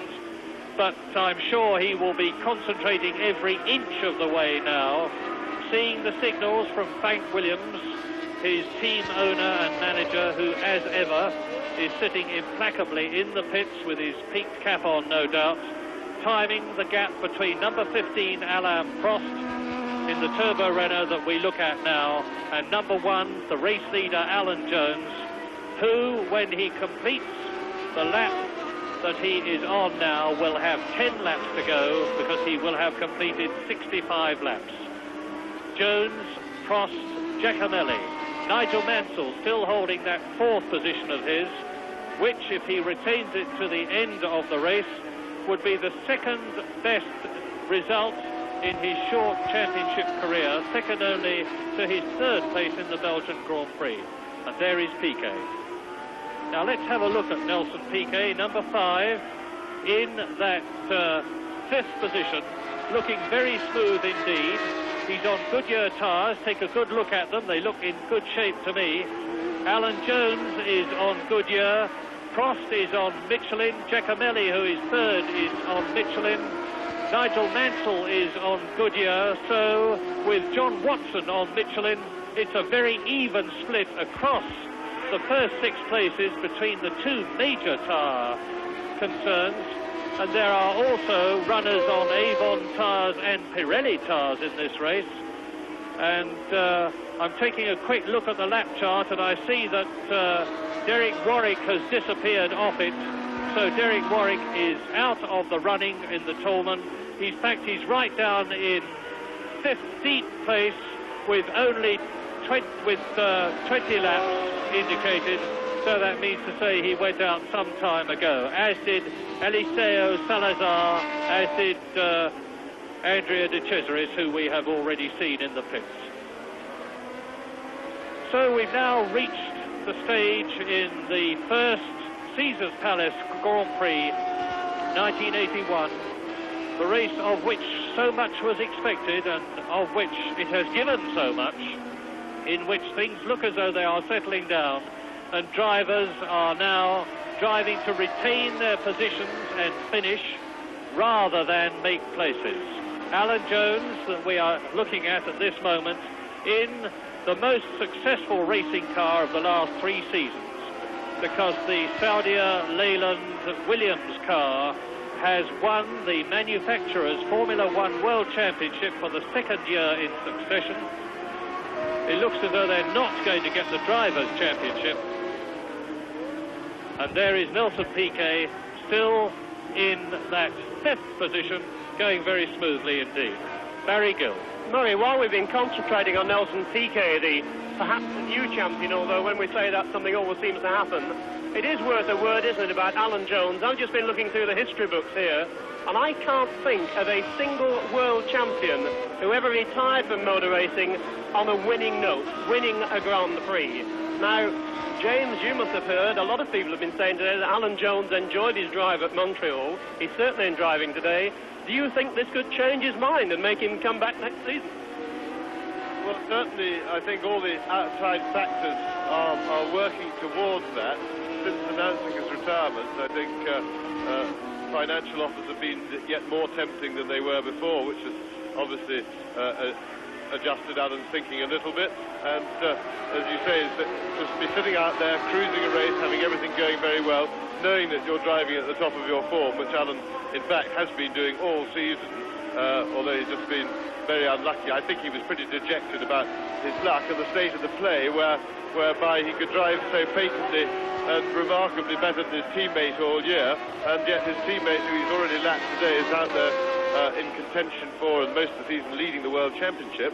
That is a pretty depressing prospect, and that's one of the problems with motor racing. I think that got to Alan, but with such a pleasant finish at the end of the season, I think, well, put it like this, if there's any danger of him changing his mind, he's got all the right things working for him. And of course, we, as spectators and fans of motor racing, would dearly love to see Alan back next year, and so I'm absolutely certain would Frank Williams, because Alan leaving the team would certainly leave a huge gap in the Williams situation, and they would be very, because it's not certain whether Carlos Reutemann will stay with the team, and he's not considered really by the Williams team to be a #1 driver. Frank Williams is getting pretty desperate to find a top-class #1 driver to fill the gap, because it's pretty frustrating when you've got the best car in the business and all the other top drivers want to drive it, but they're all under contract and largely can't. Well, Australia's loss, if Alan Jones decided to keep motor racing next year at the World Championship level, as opposed to the saloon car level, which he was proposing to do in Australia next year, would very much be Europe's game, because Alan is tremendously popular, not only for his determined driving, but also for his outspokenness. Alan is very much a man to call a spade, and he's been doing it all season, much to the joy of those people who got a little tired of some of the political establishment problems which have dogged Formula One motor racing for the last couple of years, but which happily at the moment seem to have been resolved. Although we are told that the meeting of designers, which was held here at Las Vegas over the last couple of days, achieved very little, and unless another meeting at the end of this month bears fruit, there is regrettably every prospect of cars being required to race next year with the same ridiculous, virtually rigid and potentially dangerous suspension systems which they have at the present moment. Well, while we have been reviewing things in general, the race has moved to its 69th lap out of 75, and the situation now is that Alain Prost has taken something away from Alan Jones's lead, and we're looking at Didier Pironi, incidentally, in the Ferrari, closing up on and possibly going to take Nelson Piquet. But whilst Prost has taken something out of Alan Jones's lead, that is to say 5 seconds, Jones is still leading the Frenchman in the Renault, Jones in the Williams, by 35 seconds. Giacomelli, however, in third place, is now only 5 seconds behind Prost. And in fourth position, it is still Nigel Mansell, with Piquet fifth and Watson sixth. Well, those of you in Britain who are waiting for Tinker, Tailor, Soldier, Spy, I can give you the news that it will follow the end of the Grand Prix, but we don't know what you're going to be seeing in Australia. We doubt, from our point of view, that it will be anything like as interesting as that which we are looking at, and maybe you'll think the same thing, because your man is virtually home and dry. He won't be taking the champagne, of course, if he gets the chance, because Alan, and this is Carlos Reutemann, his teammate, who is still in 7th position and out of the points, ahead of Jacques Lafitte. Jolly Jack is fighting back, and he's now in 8th position, closing up on Carlos Reutemann, and Lafitte, mind you, is a lap adrift, and Jones is now on his 71st lap. But Jacques Lafitte, back on that new rubber, is doing exactly what his compatriot Alain Prost in the Renault did early on in the race, taking advantage of the superlative grip that you get with new tyres, of the right compound, and the Michelin technicians will have been able to tell him exactly what tire to put on the cars. And Jack Lafitte is making the most of it, charging up through the field, currently now in 7th position behind the 6th place man, John Watson, because Jacques Lafitte is ahead of Reutemann, who is therefore down to 8th place, and right out of the World Championship standings, and there is excitement and surprise, Eliseo Salazar in the ensign, in his first year of Grand Prix driving, man from Chile in the Mo Nun ensign, takes and passes Nelson Piquet, who I suspect is just driving tactically. Yes, absolutely. Nelson Piquet will be purely driving for a finish. He's got his points. He's certainly not racing anybody in the race except Carlos Reutemann, because, of course, Jacques Lafitte is now in a hopeless situation and can be of no threat. And, in fact, basically, Reutemann is now too far behind Nelson for him to have any worry about that. He's really just competing against himself and his car to get the combination of them across the line in one piece with no further dramas or ado. And at the moment, it all seems to be going extremely smoothly and straightforwardly for Nelson. Well, as they pass the sands, the dunes, the MGM Grand, the Barbary Coast, and all the other hotels and gaming establishments of Las Vegas, the race order on lap 72, and then there are the 73rd, 74th and 75th laps only to go for that man, Alan Jones. The race order is Alan Jones, Alain Prost in 2nd position, Bruno Giacomelli is 3rd. In 4th position, it's still a fine 4th position, Nigel Mansell. In 5th, it's Nelson Piquet, and there he is. In 6th, and he's been lapped, is Watson. In 7th is Lafitte, and in 8th, Carlos Reutemann. Yes, for the viewers at home, please ignore that caption that came up concerning Nelson Piquet as world champion. That's he isn't quite yet, and he still has to get that car around another 4 laps, or however many it is, and it won't freewheel there if anything goes wrong with it. So that caption was indeed premature, although maybe it was just an inspired forecast by our NBC colleagues here who are covering the race. Well, nobody can accuse Americans of being anything less than enthusiastic about almost anything, so you can hardly blame them. And Piquet is within striking distance of that world champion title, which is not only going to mean an enormous amount to him in terms of prestige, but, of course, the fact that he is going to be financially secure for the rest of his life, no doubt. 2nd in the World Championship last year, Piquet, but there is the reigning world champion showing every sign. And did you notice the way Alan Jones's head dipped to the right there with the G-forces? Alan Jones showing every sign of going out on that unique, distinctive note of winning his last race as world champion, which even the great Juan Manuel Fangio failed to achieve. Prost then gaining all the time on Alan Jones. It was 40 seconds, and you see it's now 27.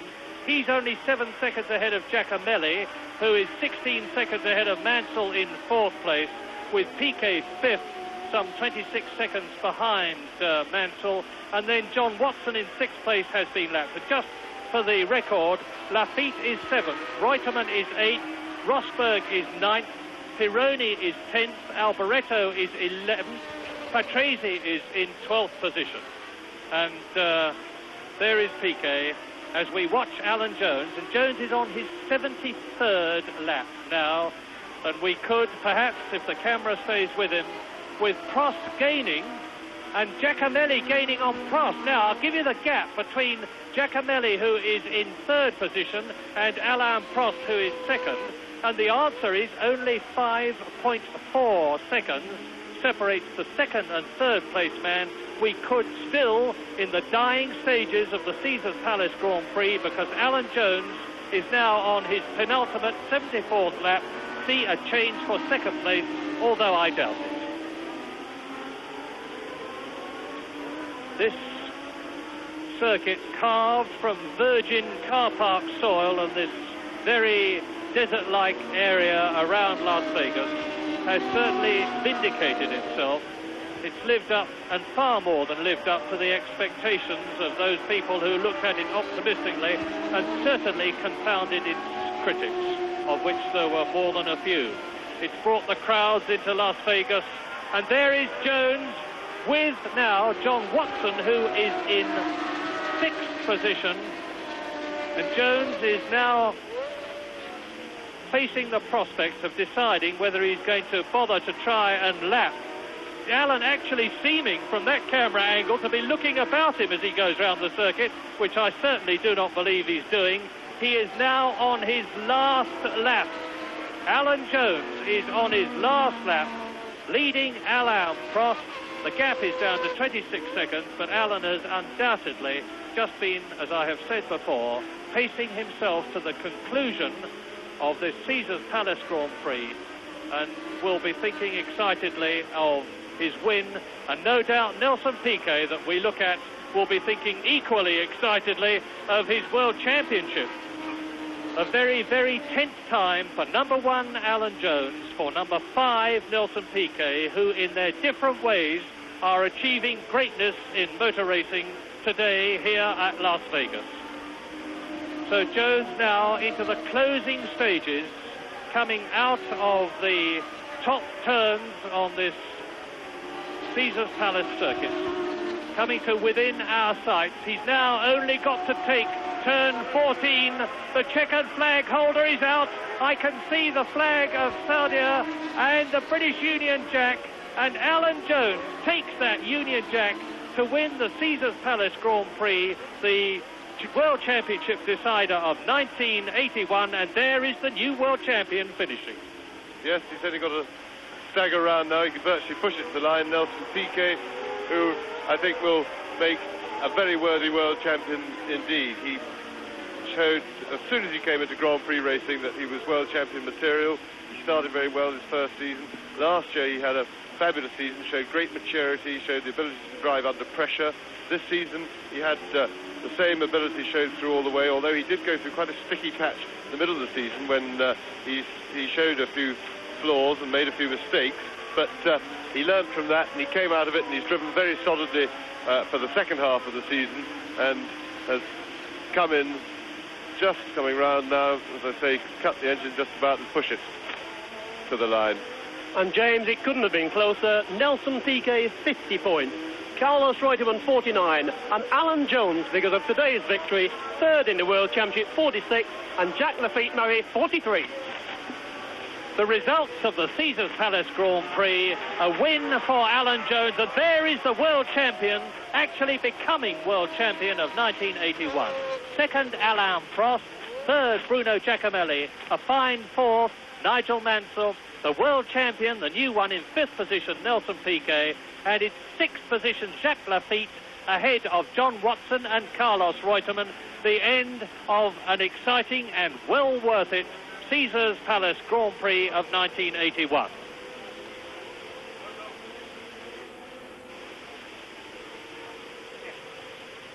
Alan Jones touring round on his victory lap. Well, he must feel absolutely overjoyed, and the World Championship position confirms that with Piquet the champion and Reutemann in 2nd place, Alan Jones in the 2nd of the 2 Saudi Leyland Williams cars takes 3rd place in the World Championship, and up to 4th place with that fine drive of his goes Jacques Lafitte in the Talbot Matra.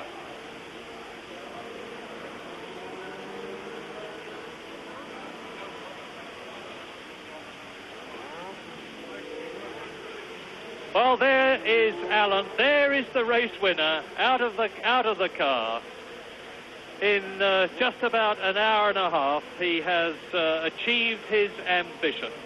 And now, as ever, the media of the world concentrate on him.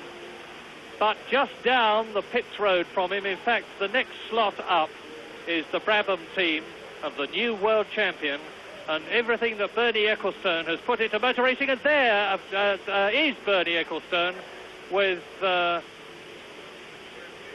there's Ecclestone. And to his right is Max Mosley, who has worked so hard with Ecclestone on Formula 1 racing. And Bernie's achieving one of his ambitions too, seen, there he is, Nelson Piquet, become world champion of 1981 in only his his third season of Formula One racing, only his second full season. A very, very meritorious achievement by the Brazilian.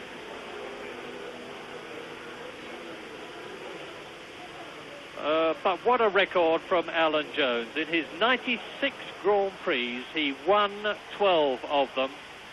And that, of course, excludes the very contentious Spanish Grand Prix. So it's 13 wins for Alan Jones in his career. Not many people can rival that. But Nelson Piquet, there's the man who has still got years of racing in front of him to become world champion again and again.